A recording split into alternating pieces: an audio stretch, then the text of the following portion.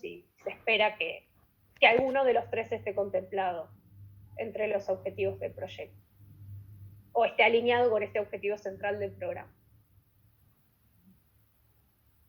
Entonces les decía, esto, insisto, en los pasos a seguir, primero que nada es revisar los materiales de la web, después bocetar el formulario, usando el formulario modelo. Esto, bueno, pues en otros contextos las organizaciones solían bosquejarlo presencialmente y discutir algunos puntos, pero bueno, en este caso lo harán de forma virtual, pero bocetar ese formulario les permite ir discutiendo, borrando y demás, porque la posibilidad de descargarlo y tenerlo previamente hace que las dudas vayan surgiendo en la redacción, y entonces, bueno, a la hora de empezar a cargar ya hay muchos elementos que están resueltos, ¿no? Puntos, dudas,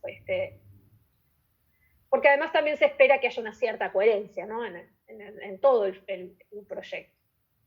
Luego de eso, cuando ya todos esos pasos anteriores están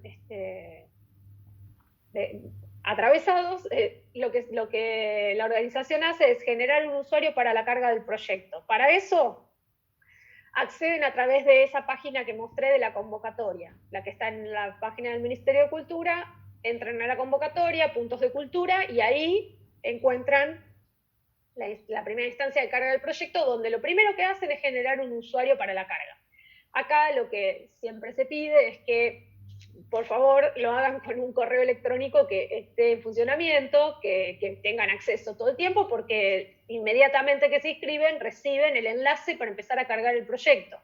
Entonces, bueno, nada, para poder seguir al paso 2 es abren su correo electrónico y empiezan a través de ese enlace a cargar el formulario. Así que nada, ténganlo en cuenta a la hora de compartirlo con las organizaciones de los territorios, porque es un error común. Y después, bueno, una vez que tienen el formulario listo para empezar a cargar, se empieza con la carga y luego se envía. Para la carga tienen la posibilidad de ir guardando los cambios, y también siempre se sugiere que tengan el borrador a mano para poder ir copiando y pegando, y justamente por cualquier problema con el guardado tener como un backup, ¿no? Pero es muy importante que el proyecto se puede ir cargando en diferentes días, o sea, se puede guardar y continuar al día siguiente. Y enviar. Obviamente, para enviar implica cumplir con las fechas pautadas de la primera instancia, en la segunda también. El momento del envío es el momento de cierre del proyecto. ¿Cómo completar el presupuesto? Bueno, este es un punto sumamente que genera dudas en general, así que voy a tratar de ser lo más clara posible. Porque en la descarga van a encontrar las diferentes instancias del proyecto. En sí son bastante sencillas, que tienen que ver con la fundamentación, con la historia de la organización, con los objetivos de esta propuesta y demás, pero bueno, hay un momento donde hay que dar cuenta de para qué se pide el dinero, y entonces el presupuesto es la matriz que nos permite, que acá creo que estaba, que nos permite sistematizar eso y volcarlo en esta planilla para dar cuenta de cómo se va a usar este dinero. Acá lo mismo, el dinero se puede usar para los diferentes rubros que se detallan: compra de insumos y materiales, herramientas, equipos, para infraestructura. Tengo acá, perdonen, pero esto es... difusión e información, para invertir en horas de trabajo, en administración, en movilidad, refrigerios, bueno. Es muy amplio. También hay un ítem que es otro, con lo cual siempre que el proyecto lo amerite, hay un punto para detallar cosas que se escapen a ese detalle, que es bastante general y que tiene que ver con lo que casi siempre las organizaciones consignan. Entonces, creemos que no va a faltar nada, pero si falta algo, en otros se detalla. Revisar, acá esto es importante, como les decía, esta convocatoria tiene dos fases, la de aislamiento y la presencial o la territorial. En esas dos fases también van a dividir el presupuesto, qué dinero se va a invertir en cada uno de los distintos momentos. Y además también hay algo importante, es que los aportes de este subsidio contemplan aportes propios de la organización, aportes de otras entidades, si es que corresponde, no es obligación, y aportes solicitados al ministerio. Acá es donde aparecen la mayor cantidad de dudas. Cuando hablamos de este tipo de cuadro presupuestario, a lo que nos referimos es a lo siguiente. El proyecto tiene un monto total y un monto solicitado. El monto total del proyecto es todo lo que esa organización considera que le cuesta económicamente sostener ese proyecto, incluyendo no solamente lo que va a tener que comprar, sino todo lo que va a invertir. En este sentido, la organización va a invertir tiempo de trabajo de las personas que forman parte de la organización, otros materiales o muebles, por ejemplo, para el desarrollo de esa acción, que ya los tienen en su organización, que ya los tienen comprados de otros momentos y que los van a poner al servicio de este proyecto. Como puede ser una mesa, las sillas, el proyector que quizás ya tienen, el tiempo de hora de un montón de compañeros y compañeras que van a estar participando de esa organización y de ese proyecto y que no van a cobrar un honorario en ese sentido para el desarrollo, pero que sí van a invertir un tiempo, una hora de trabajo, por ejemplo. Entonces, todos esos costos que tiene el proyecto, ya sean monetarios o no monetarios, se tienen que consignar en el presupuesto. ¿Cómo se hace esto? O sea, el proyecto, sabemos, más allá del apoyo del ministerio, siempre implica mayor inversión. Como les digo, o sea, la idea es que puedan dar cuenta de todo el aporte que esa organización hace y en caso de que haya otras organizaciones haciendo aportes, también poder dar cuenta de ello. Entonces, por eso es que hablamos que el monto total del proyecto es un número y el monto solicitado es otro, que es el dinero que se le pide al ministerio para poder desarrollar este proyecto, y ese monto solicitado puede ser hasta un 75% del monto total. O sea, como mínimo, el 25% del proyecto total lo aporta la organización. Puede ser que aporte más. Ya les digo, o sea, si ustedes empiezan a hacer la organización que presenta el proyecto empieza a hacer este trabajo de forma sistemática y consciente, van a descubrir que que aportan muchísimos recursos que tienen que ver no solamente económicos, sino con esto, con la participación, el tiempo de horas que este proyecto lleva y demás. Entonces, ese 25% de aportes de la organización están dados por todos estos elementos que les proponemos que puedan volcar en ese presupuesto. Voy a la tabla de presupuesto, sé que es confuso esta parte, entonces trato de explicarlo varias veces. La tabla, como ven, tiene aportes solicitados al ministerio, que se le pueden pedir de ese listado todos los... Primero, esta tabla ustedes la ven, tiene fase 1 y fase 2. Para empezar, la fase 1 es la fase de aislamiento, la fase 2 es el territorio. Entonces, en la fase de aislamiento, bueno, el dinero que se le pide al ministerio, ya sean 300.000 pesos o 125.000, esos números que vimos al principio.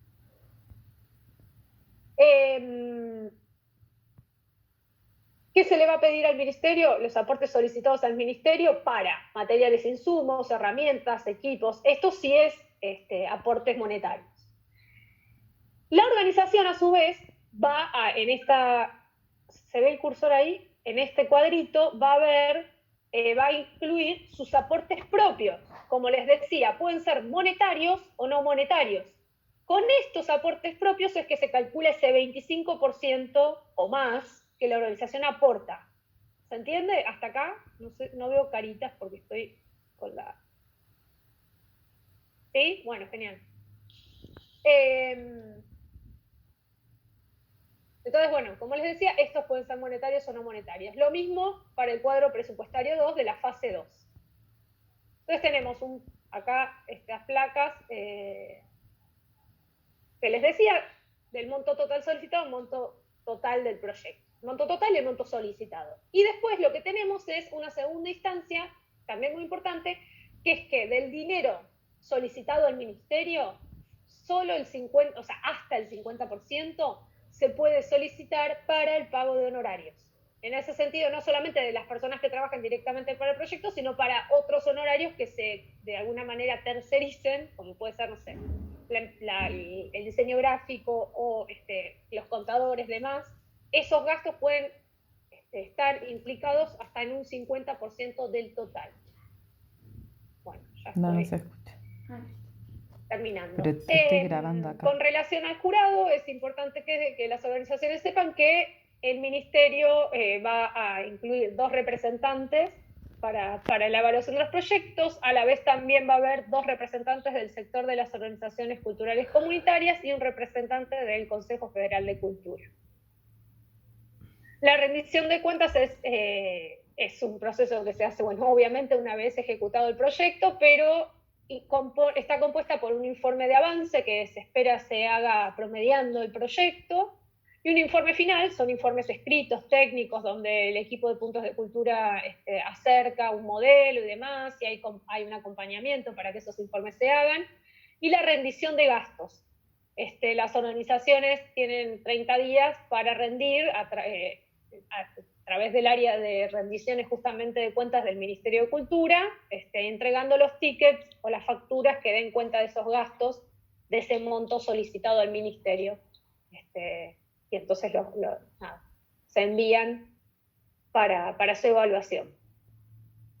Y después, bueno, para finalizar, los datos de contacto para esta convocatoria ya los mencioné, pero los vuelvo a mencionar. Hay un correo electrónico a través del cual pueden hacer preguntas específicas, puntos@cultura.gov.ar. El enlace a la convocatoria, que es ese link largo, pero yo lo que recomiendo es que sigan los siguientes pasos, que es entrar al portal del Ministerio de Cultura, que es cultura.gov.ar, entrar a convocatorias y ahí puntos de cultura. Bueno, hasta acá la presentación. Voy a ampliar esto, así.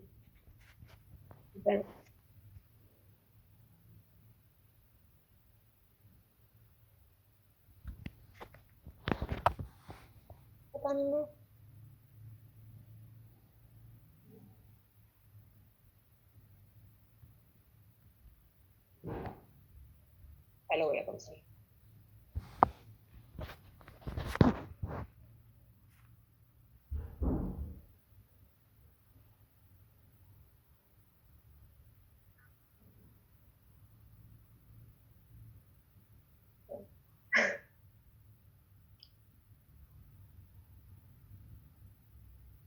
No recuerdo ahora cómo salir de la pantalla compartida.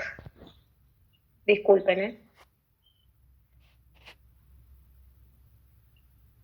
Sobre la parte superior de la pantalla te tiene que figurar un botoncito rojo que dice que diga dejar listo. de compartir. Perfecto, ahí está, gracias.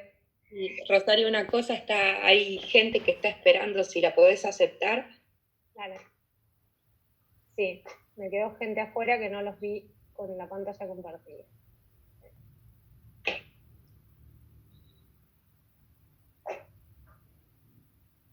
Bueno, Ro, creo que fue clarísima la presentación. Silvana estuvo contestando muchas dudas ahí que iban surgiendo en el chat. Sé que hay muchas inquietudes acerca de los destinatarios, ¿no? de esta convocatoria y en ese sentido quería decirles que nosotros venimos trabajando articuladamente con muchos municipios y con muchas provincias en función de fortalecer el trabajo territorial que desarrollan y tener un vínculo más estrecho con las organizaciones. Creo que esta instancia de formación y capacitación y difusión de esta herramienta la armamos para que a ustedes les sirva para su trabajo territorial y también para que estemos en contacto y establezcamos un vínculo que permita potenciar las iniciativas tanto de ustedes como nuestras.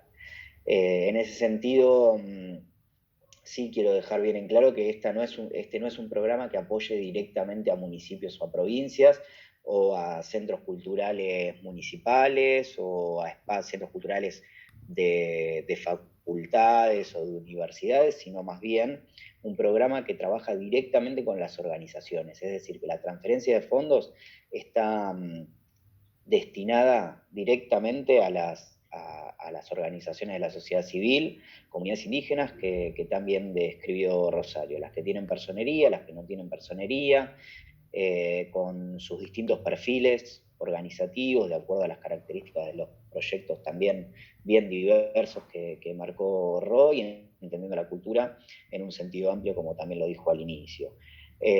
Por eso también muchas de las áreas que se han contactado con nosotros tienen que ver con el ámbito del desarrollo social, con el ámbito de la cultura comunitaria. Ahí la veo a Julieta Espina, por ejemplo, de Chascomús, con la cual hemos venido trabajando durante un par de años, y bueno, y otros compañeros y compañeras de la Red de Gestión Cultural Pública.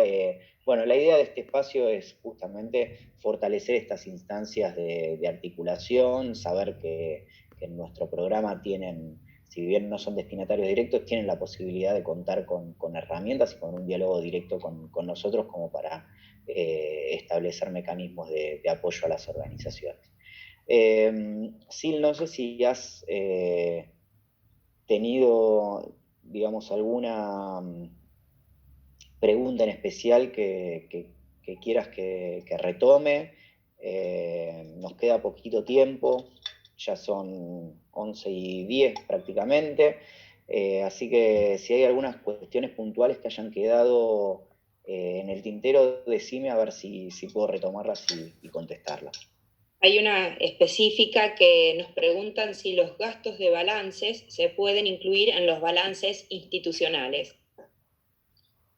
En la presentación de los proyectos, miren, hay una instancia que nosotros ponemos y que tiene que ver con este contexto de emergencia sanitaria, con este contexto tan particular de la pandemia, y que nosotros justamente establecimos la presentación de proyectos en 2 fases. Entonces, en esa primera fase, donde probablemente haya algunas cuestiones vinculadas a servicios, administración, cuestiones más complejas de resolver, ahí sí es posible. No todo el proyecto ni una parte significativa del proyecto tiene que estar destinada a eso. Lo ideal sería que los balances los tengan, por supuesto, que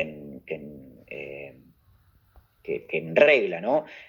Nosotros en esta convocatoria pudimos flexibilizar los requisitos, tal como lo señaló el secretario al inicio. No estamos pidiendo balances, pero sí sabemos que es necesario el balance, por ejemplo, para el quit y para tener una cuenta bancaria. Entonces, en ese sentido, que ustedes no, las organizaciones con las que trabajen o a las que difundan esta convocatoria, tienen que tener sus balances en regla. Y después la otra, había quedado una específica. Bueno, muchos nos preguntan con respecto a cómo calcular el costo de horas y de otras cuestiones que se piden en el presupuesto. Lo que yo respondía es que nosotros no tenemos tablas, que todo esto es como un estimado de cada una de las organizaciones, teniendo en cuenta más o menos cuánto sale cada cosa. Esta era otra de las preguntas que estaba ahí rondando. Con respecto a las horas de trabajo, hay algunas referencias que tienen que ver con horas cátedra, algunas referencias que tienen que ver con el costo de los talleres, o que talleristas o que capacitadores brindan en otros lados, o si no lo brindaran, cuánto estiman más o menos que es el valor por hora de ese trabajo. Eso lo cuantifican y lo ponen en el presupuesto, sea un aporte no monetario propio o sea un aporte solicitado al ministerio, ¿no? Para ambas cosas hay que cuantificar ese ese valor de hora de trabajo y detallarlo en el presupuesto. Lo mismo para cualquier otro equipo, material, insumo, etcétera, que se presupueste. Tienen que poner el detalle en el presupuesto. No solicitamos presupuestos pro forma. Esto quiere decir que no es que las organizaciones tienen que ir o tienen que solicitarle a los comercios o a donde quieran adquirir cada una de los insumos necesarios para la realización del proyecto, tienen que solicitarles un presupuesto previo, sino más bien tienen que estimarlo en función de valores de mercado, ¿no? Más o menos, estableciendo algún parámetro de búsquedas de las cuales nos puedan poner un valor más o menos certero de lo que están presupuestando. Y después nos preguntan, bueno, específicamente por toda la documentación que hay que presentar en cada una de las categorías de inscripción. En el punto 8 el reglamento de bases y condiciones está todo detallado, y también en la punto 12 del instructivo. Digo, para, no sé si vos sí, lo querés recordar. En general tiene que ver con el estatuto, el último acta de designación de autoridades, la constancia de inscripción a la AFIP, cuenta bancaria, para las comunidades indígenas la personería jurídica o la inscripción en el Registro Nacional de Comunidades Indígenas, si tuvieran una asociación civil, la misma que les dije anteriormente, para las organizaciones de base territorial, las 2 cartas de aval. Ustedes como como representantes de instituciones públicas pueden también avalar el trabajo de esas organizaciones de base. Nosotros elaboramos 2 cartas, un modelo de carta aval. La organización de base tiene que presentar 2 cartas avales, una puede ser de ustedes, otra puede ser de otra institución u otra organización social con personería jurídica, ¿no? Les pedimos un acta de designación de autoridades, una planilla de designación de autoridades y de un referente que, en tanto persona física, esto para las organizaciones de base, sin personería jurídica, en tanto persona física va a recibir el subsidio en representación del colectivo que está firmando esa integración y esa responsabilidad para esta persona física. Un registro de actividades, digo, que dé cuenta de que hace más de 2 años que existen como organización y que tienen inserción territorial, es decir, que nosotros podamos ver en algún material fotográfico, audiovisual, alguna publicación, alguna nota periodística, que esa organización realmente existe y tiene una trayectoria de al menos 2 años de antigüedad. Hay una pregunta, perdón, no, vale. Pensé que habías terminado. No, que hay una pregunta sobre para las organizaciones de base que dan cuenta del espacio en el que hacen sus actividades, ya sea público o un espacio cedido.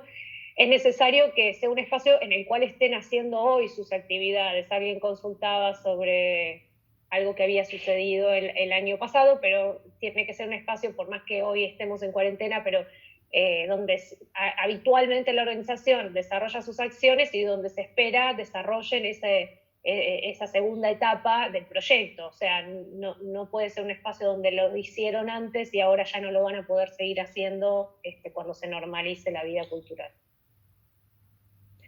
Sí, exactamente.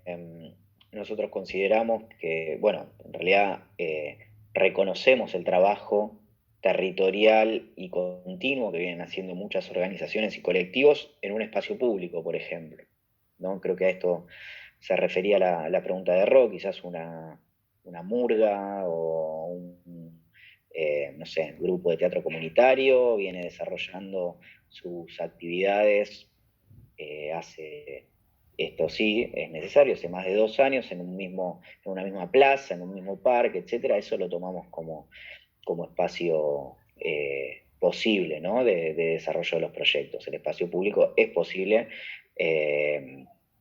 tenerlo como ámbito de desarrollo territorial. No necesariamente tienen que, sobre todo para las organizaciones de base, no solamente tienen que tener un espacio físico del tipo centro cultural o centro o centro comunitario, ¿no? Pero es para estos casos específicos. Después sí requerimos que tengan ese espacio físico, porque es el ámbito de identificación del punto de cultura, ¿no? Y de su trabajo territorial.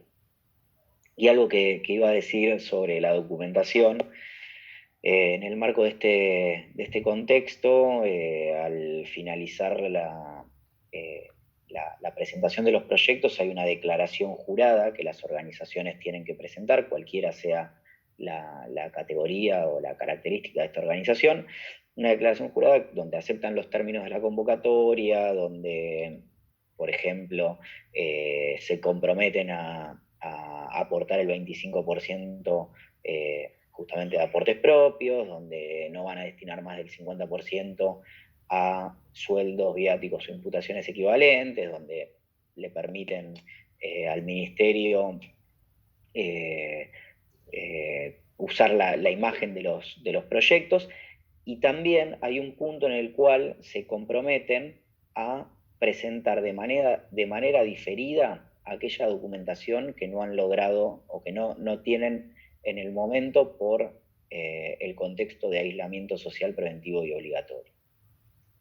Es decir, que alguna documentación, no la que se pueda gestionar a través de la vía digital, pero, por ejemplo, si una organización tiene sus libros en su espacio físico y ahora no tiene acceso a ir al espacio, bueno, pueden decir, vamos a presentar esa documentación cuando el contexto lo permita, ¿sí? Y así, tal como este ejemplo, otras cuestiones, ¿no? Acá hay una pregunta que me parece importante. Preguntan sobre un centro cultural de la comuna, o sea, un espacio público en el cual se realizan actividades de diferentes personas. En ese caso, ese es un ejemplo donde el espacio público, por ejemplo, se puede consignar para un punto de cultura de base. Si cumple con los requisitos para pedir un punto de cultura de visa, por parte de la organización, o sea, se entiende que ese colectivo que usa ese espacio es una organización también, de hecho, por eso se piensa como un punto de cultura de base. El subsidio no lo pide el centro cultural de la comuna, porque el centro cultural no es destinatario de esta convocatoria, por ser un centro cultural municipal, entiendo, o comunal, pero sí el colectivo, si hay un colectivo, una organización que forma parte, que de alguna manera le da contenido a ese espacio, la organización es la beneficiaria en este punto, por ejemplo, no el centro cultural. Y después, por ejemplo, otras personas preguntan sobre en qué categorías elegir inscribir su organización, sobre todo en los tipos de proyectos, y bueno, la verdad es que puede ser que tengan diferentes posibilidades, qué sé yo, comunicación popular y educación popular, o diversidad de género y comunicación popular. Bueno, elijan el que más representativo sea de la organización o del proyecto que presentan, en este caso. Después alguien pregunta sobre si se pueden armar mix de dos líneas. Acá lo digo porque está puesto para todos, no sé si todos están leyendo, pero para que no haya confusión. Por ejemplo, cooperativa y comunicación comunitaria. Comunicación comunitaria es un tipo de proyecto, o sea, tengamos en cuenta que esos 11 puntos en los que ustedes inscriben los proyectos, eligen uno de esos 11 que son los temas. Después el tipo de personería jurídica puede variar, puede haber un proyecto de comunicación comunitaria de una organización de base, o puede ser de una red comunitaria, o puede ser de una cooperativa, o puede ser de una asociación civil. Bueno, yo creo que yo respondí lo que fui leyendo.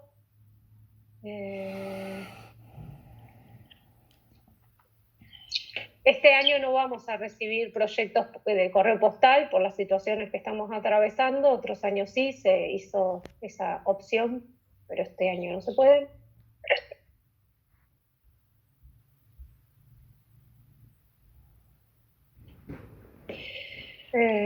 Bueno, yo creo que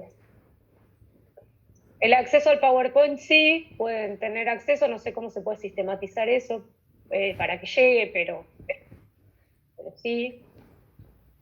lo colgaremos en la página de la convocatoria o lo podrán solicitar por mail también, me parece, Diego, no sé. Sí, se los podemos mandar por correo electrónico. Bueno, creo que es eso, ¿no? Yo sigo contestando algunas, pero más o menos hemos respondido todas. Para esto que acabo de decir sobre espacios comunitarios como públicos, como puede ser un espacio de la comunidad y que no sea de una organización particular, entiendan que el beneficiario siempre es una organización, no es una convocatoria para financiar talleres de la comuna, sino para pensar en si hay una organización, un colectivo que tiene trayectoria en el territorio y desarrolla su actividad en un espacio comunal, el beneficiario es la organización. Eso ténganlo presente porque se requiere eso, que haya una persona física que sea de esa organización, que sea responsable por ese proyecto que no es individual, no es personal, no es para el tallerista, para ser más específica, es para esa organización. Bueno, y después estaban consultando por el tema de los plazos de transferencia de fondos. Por un lado, nosotros tenemos, como les decía Ro, dos cierres. Uno es el próximo 8 de mayo y otro es el 12 de junio. Nos tomará más o menos entre un mes y medio hacer la evaluación de los proyectos, es decir que para mediados de junio, fines de junio, estará la primera publicación de resultados, y eso llevará un mes más o menos para que las organizaciones hagan todo el circuito administrativo y puedan cobrar el fondo. Lo mismo para el caso de la segunda instancia, ¿no? del 12 de junio. O sea que estimamos entre, si es 8 de mayo, el primer cierre, mes y medio, pongámosle 20 de junio, un mes más, fines de julio estarán cobrando los proyectos seleccionados de la primera instancia y fines de agosto la otra. Yo creo que con estas cuestiones hemos saldado casi todas las dudas, sabemos que siguen teniendo inquietudes, consultas, está abierto nuestro canal de consulta cotidiano, que es el correo electrónico, así que manden sus dudas y consultas a puntos@cultura.gov.ar. Ahí vi que hay algunas preguntas sobre certificaciones y otras capacitaciones para gestores culturales públicos. Quizás, Ro, ahí puedas contar algo, si es que no lo dijiste, acerca de la plataforma Formar. Y bueno, por mi parte les dejo un saludo muy grande y un agradecimiento enorme por este interés en participar de este espacio, y bueno, el compromiso de trabajar juntos y de que podamos